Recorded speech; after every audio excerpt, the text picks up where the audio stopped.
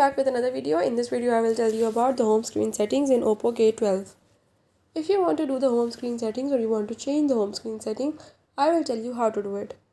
You have to watch complete video, follow all the steps, and if you are new to my channel, don't forget to subscribe and press the bell icon. For further details, now let's watch the video.